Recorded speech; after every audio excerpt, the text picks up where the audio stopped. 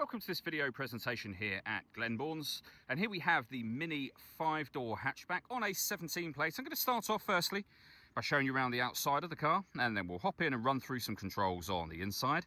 From the outside you can see it's a 5-door car with the John Cooper Works alloy wheels.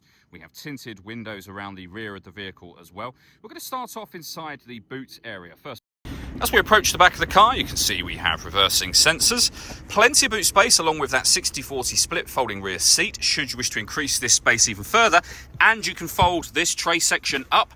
It will stow away behind those rear seats to give you even more space again. Okay, so we're just going to work our way back around to the front of the car, and then we'll hop in and run through the controls as I mentioned from there.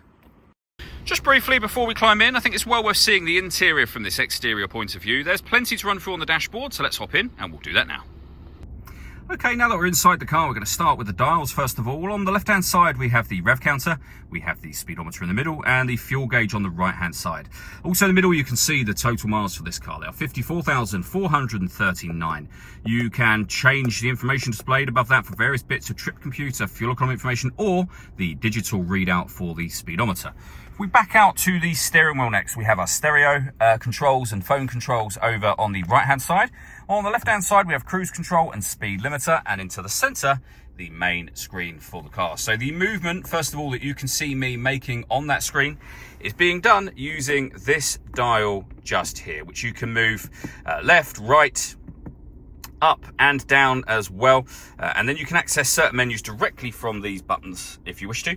We're on the main menu at the moment, so from here you can access the satellite navigation.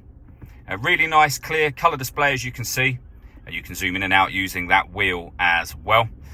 We've got, of course, music. So when it comes to the radio, we have AM, FM and DAB. You can also listen to your own music under the multimedia heading, and you can plug in USB device.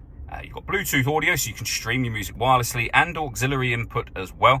You need to pair your phone under the telephone heading in order that you use the Bluetooth audio, of course. This car's also got a visual guide to the parking sensors. Working our way down from that, we then have dual zone climate control. So you can adjust the driver and passenger temperature. You can increase and decrease the fan speed. You can determine where you'd like the air distributed once it enters the car. Once you're happy with those settings, that's now your air conditioning on. The same button will turn it off again, of course, or hit auto.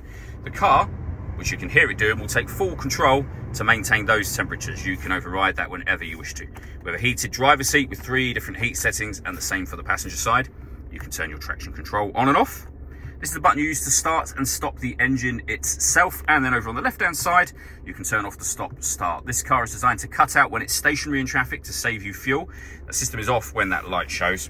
We have a 12-volt charging socket, auxiliary and USB inputs, 2 cup holders, and the gear lever for the fully automatic gearbox. You can change the driving setup of the car, so we can put the car in sport, mid, which shows here, as well as with the colors on that main screen, and also green as well, mid being your everyday driving mode.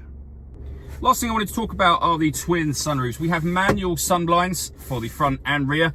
You can, of course, leave it like this, and it will let in quite a lot of extra light, as you can see. But if you wish to, you can open this front one as a full sunroof as well.